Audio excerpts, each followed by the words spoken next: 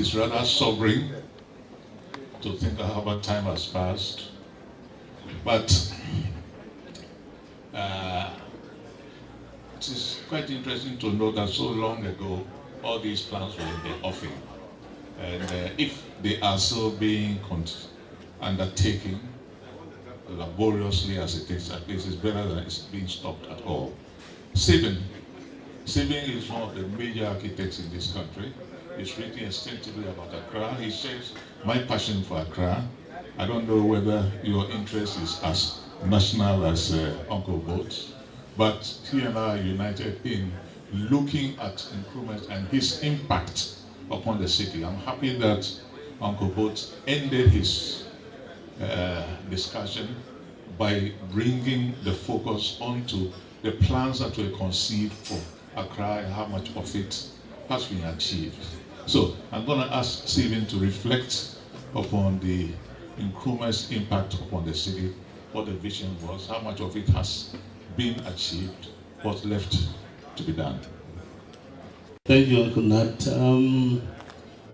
First of all, let me say that I had a chat with Mr. Boateng, and he wanted me to direct the discussion to be with what the National Development Planning Commission is trying to do now to revamp whatever was being done by Nkrumah and where we think we can take it further. So I will talk about Accra, but I'll also do a little bit more about what we found in the books, what we are trying to do with it. If you are a good observer of Ghana's infrastructure development, you would notice that, as Uncle Nat said, you can notice 4 eras in our infrastructure development. The first era, which we have chosen to describe as the Osagyefo era. This was an era when the main infrastructure foundation of this country was actually laid. Osagyefo having been a surveyor in Ghana before, had actually done a lot of survey on Ghana's natural resources and where they were. So when he became Governor General, what he did was to try and link all the productive sectors, especially in the south. So you'll find the Takoradi Harbour, then the major railways to Accra and through Kumasi, and then the various bridges, roads.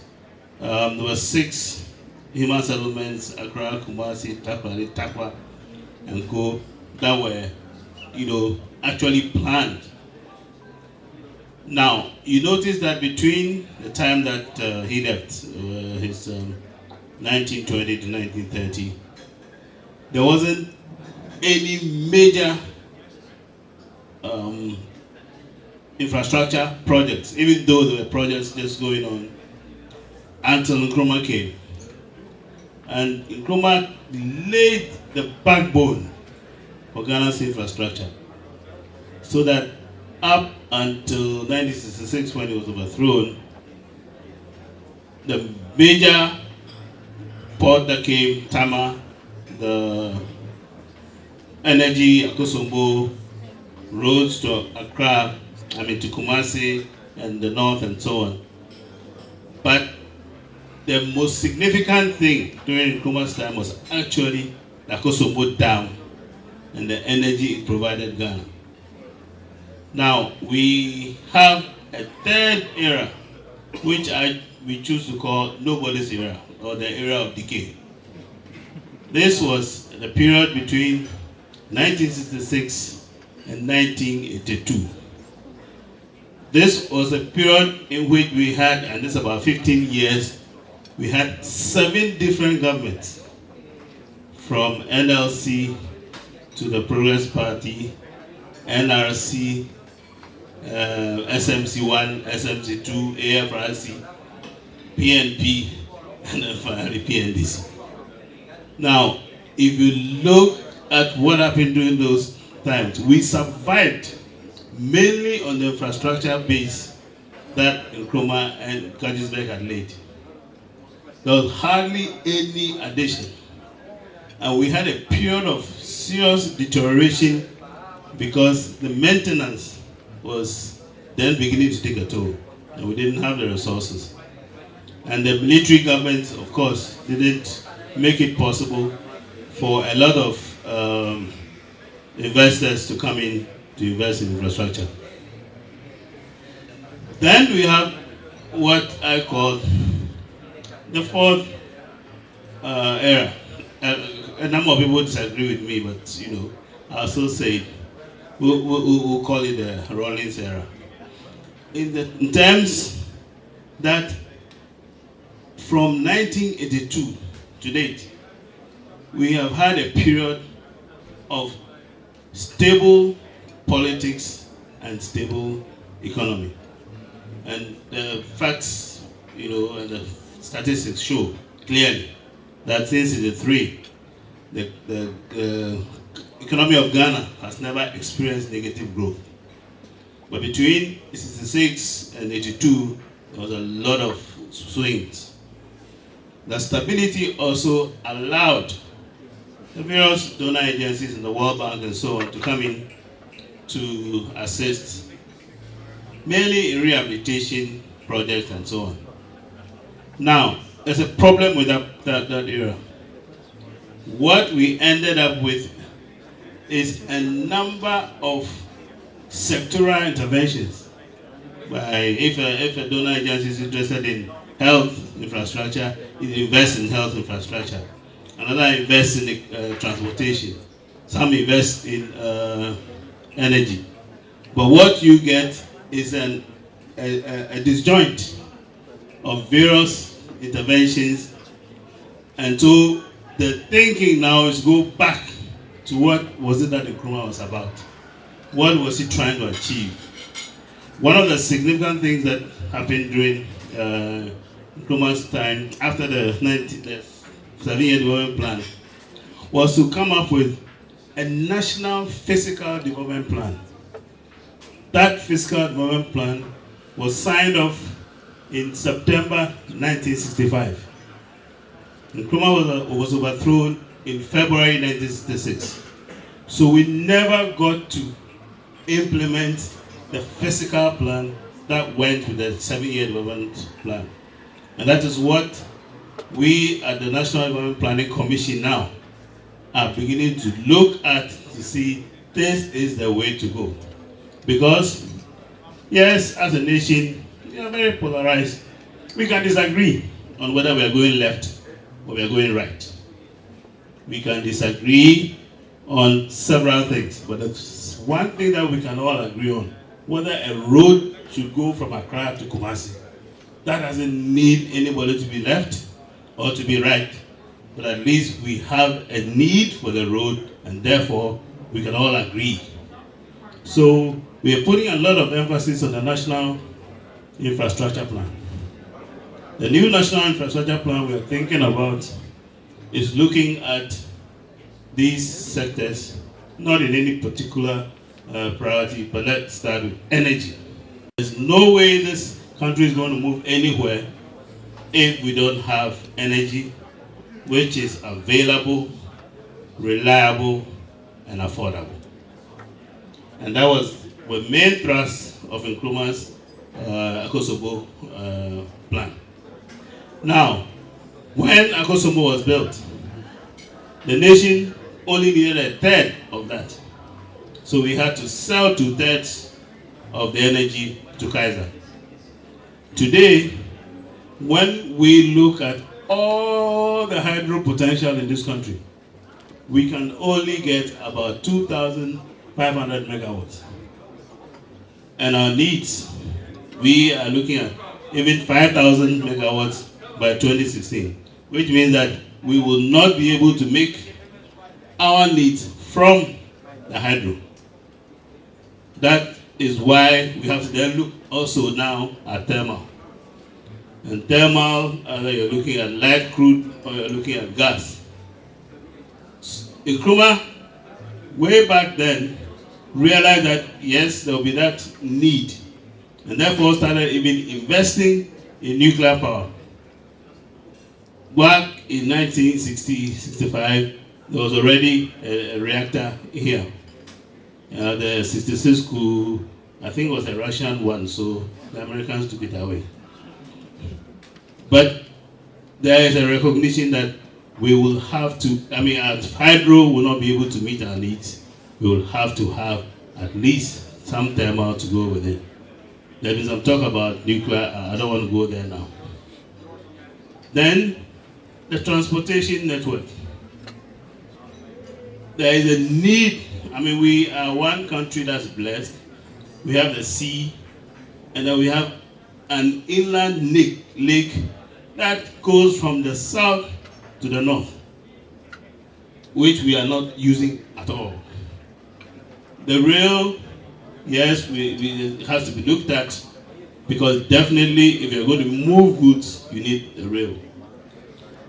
We have looked at 3 main corridors. The Eastern Corridor, which takes Tema, Akuffo, all the way to Bolga, to Navrongo.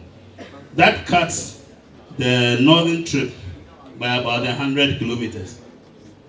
But then it's also a tricky one, because it has 7 sections and 14 bridges, and somebody has to fund something. So at least that has been identified and is there. An alternative to that, or an option, is to go to Akosombo and then use the lake all the way to Yape and then continue to the north. But then, these complement each other. Then the central spine, Accra, Kumasi, Bolga, Paga.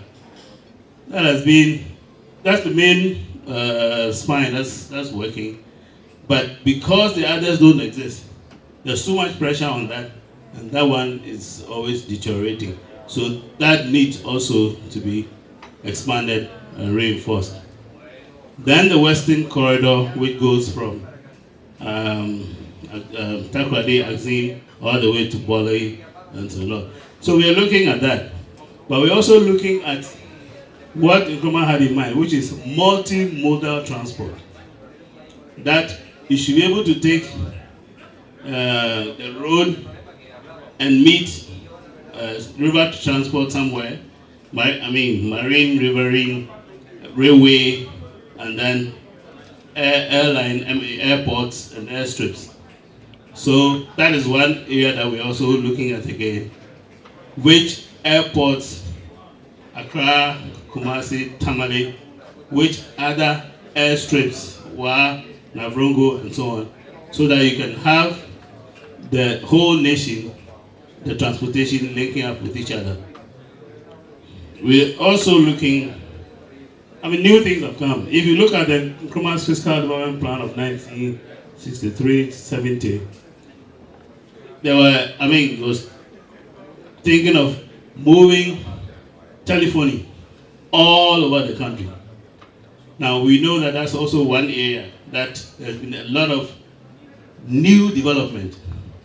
So maybe now, instead of looking at copper wires and radio stations, we now begin to look at fiber optics, and mobile will take you there fastest, but it is not the fastest in getting data. You still have to go with your fiber. So we're looking at taking fiber all across the country along the main corridors and then linking up the loops. That is, something that we also have to look at. Then, water. Yes, water, according to experts now, will probably be the reason for the next World War.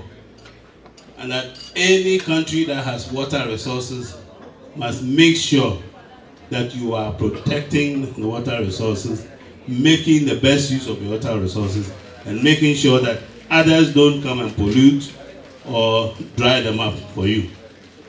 So we are looking at water in terms of just supply for human consumption, some for agricultural use, irrigation, and so on.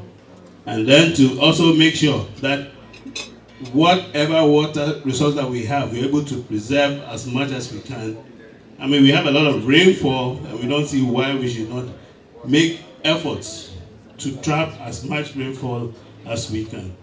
If you look at Ghana's hydrological map, we are quite well blessed compared to many other countries. But if we don't make the best use of those, we are going to run into problems. Housing and human settlements and so on, that's where we come to Uncle Nat's place. Ghana is rapidly urbanizing. And the urbanization that we are getting is a bit worrying. Whereas during the 1958 plan and so on, Accra was a very well laid out area.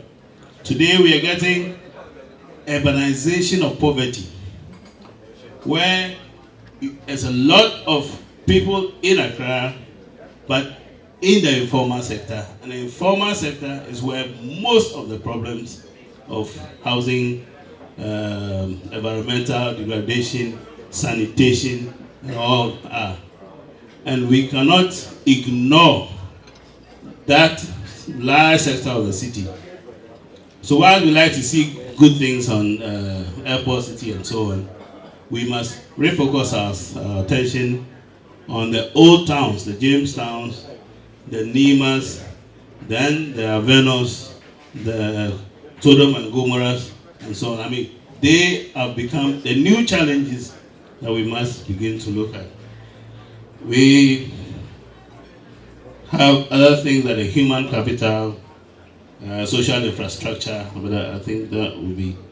But the major thing that we want to introduce now, based on what Mr. Boateng was talking about, we recognize that there are various economic zones that you can actually group together and then help accelerate development. I mean, if we go about development the way we have been going about, which is 10 regions, every region wants their own school, their own university, we're not going to get anywhere soon. So we're looking at 5 main zones.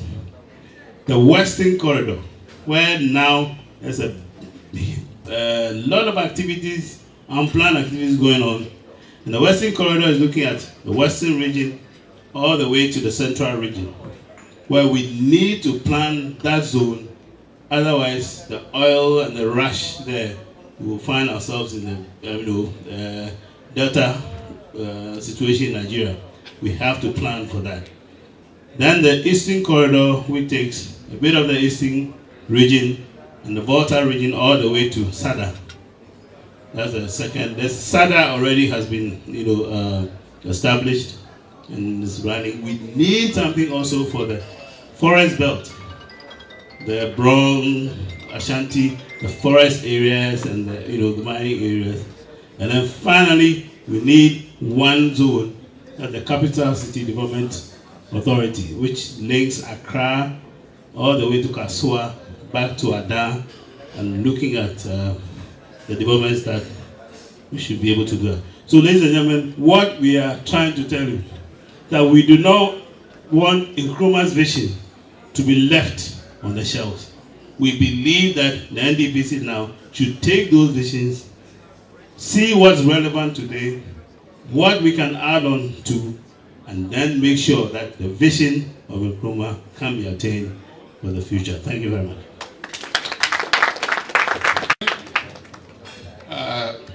I'm really happy to note that these are indeed happening, because after Kobo's peroration, I was a little disturbed. So much was planned, so little of it was done, and I'm happy that it's being resuscitated. I know it's not easy, and I'm happy that you took the direction you did, because my focus has always been on Accra and urban problems and hardly on anything else.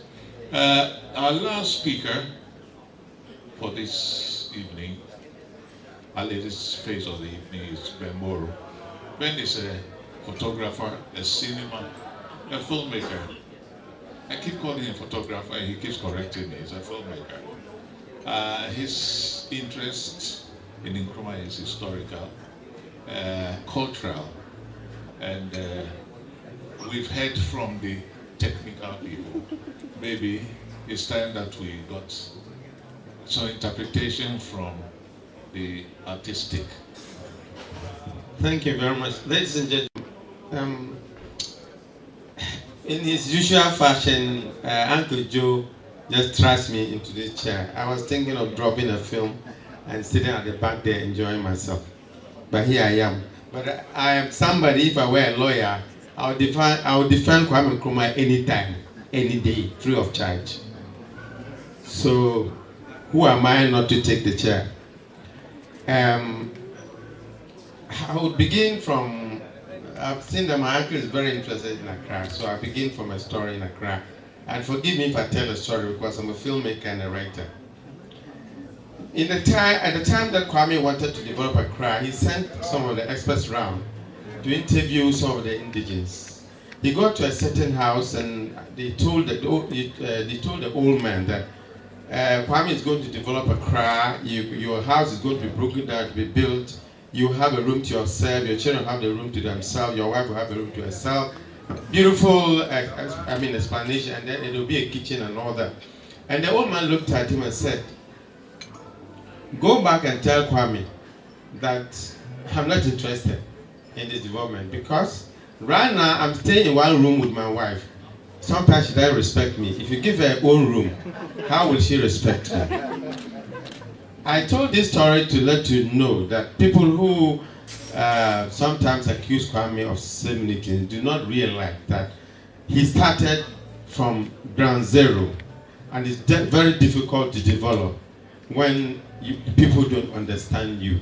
And Kwame was misunderstood by his own people. Some of his own ministers misunderstood him because there was a minister who once told a colleague that Kwame has brought something called socialism. It means chop, make a chop. Chop, let me chop. You can know that this man doesn't understand the man he was following. And therefore, I would say that he was a hero. And if I'm not afraid of Pope Francis, I would say a saint who was misunderstood. Most of what Kwame said at that time, I say he's a prophet because most of the things he said, we've seen them in reality today. The Europeans and Americans talk of economic meltdown and so on. They have so many names to describe what is happening to them. They don't want to use the word poverty is catching up with them. But they use several explanations. But what I want to ask is this. How do you go to the next door neighbor every day to collect money to feed your wife and children? And you think you are human. And one day when he falls sick or when he is out of job, what happens to you? And for us, that's what Kwame wanted to take us away from. I'm here to see a Ghanaian or an African minister of finance who would say, I know I'm getting so much from gold. I'm trying to be very prudent. I'm getting so much from oil. I'm getting so much from cocoa.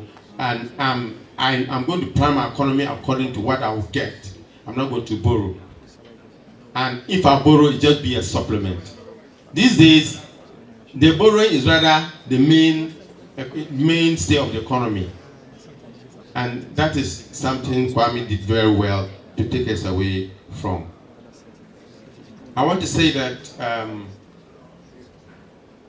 much of what he foretold us, if you are somebody who reads his books, you realize that there are so many things that he said which they are being repeated and looks like they are new. For instance, Obama came and told us that we need strong infrastructures. Kwame said that many years ago before he left to Guinea and before he died many years ago. And he said, talking about corruption, he said we need to continuously educate the people, but also we need to put down structures that will control the human person. that will control our attitudes. And we sat here and Obama came and said it. He said we need strong structures, we don't need strong leaders. It was like the first time it had been said. I mean, I said it already.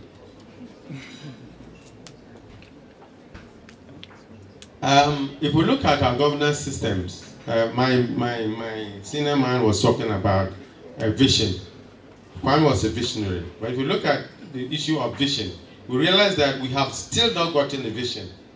I know you, NDPC are doing their best, but we still haven't gotten a vision. Why am I saying this? Every 4 years, we have political parties coming up to give us their manifestos. And we give them 4 years to come and practice their manifestos, not our vision, their manifestos. And now sometimes we throw them away, sometimes we retain them for another 4 years. And then another person comes with another manifesto, which is their manifesto, not Ghana's manifesto anyway. And to also try and practice sometime. And go, that's what is happening. It's like a house that is being built to the foundation level, broken down, rebuilt, broken down, rebuilt. So I'm saying that if we can go back and look at what Kwame told us, we will be able to have a sustained vision, a vision that can carry us on. If we can have a vision, a cohesive national vision, what will happen is that every political party that comes will pick its manifesto from that vision. And me and you can listen to their manifesto and say, if we compare it to the vision that is here, we are sorry, you will not, within 4 years, you cannot move to that level where we think the vision will go. And we'll be able to challenge them on that. But we don't have a national vision. So I'm happy to have my brother, my senior brother here from NDPC. I'm saying that I want to cry to him, please, for heaven's sake, give us a vision. And in giving us a vision, go back and read Kwame. You'll be shocked. You'll be very, very shocked as to what type of visionary messages you will get from Kwame.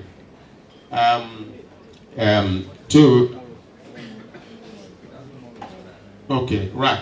I've been reminded that we have to show the next film. So, in wrapping up, I want to say that we really need to go back to pick the pieces that Kwame left and be able to carve out a sustaining vision that can move this nation forward. Thank you very much. We have a short 15-minute film. Yes. Yeah, please. Unfortunately, I had the message very late. So this film hasn't, the sound was very, very low. But it's about industrial development, about what Kwame started, even with the little he had. He started industrial development, and it's about the industrial development of Kwame Nkrumah. But the sound is very, very poor. We couldn't help it. I would have worked on it, but I realized I was also getting late coming here. But the pictures are powerful enough to convey what he tried to do as far as industrializing Ghana is concerned.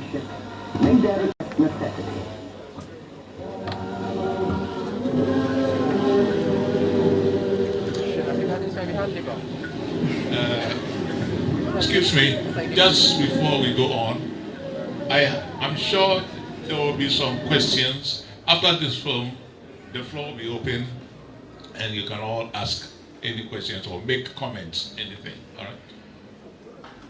Shall we?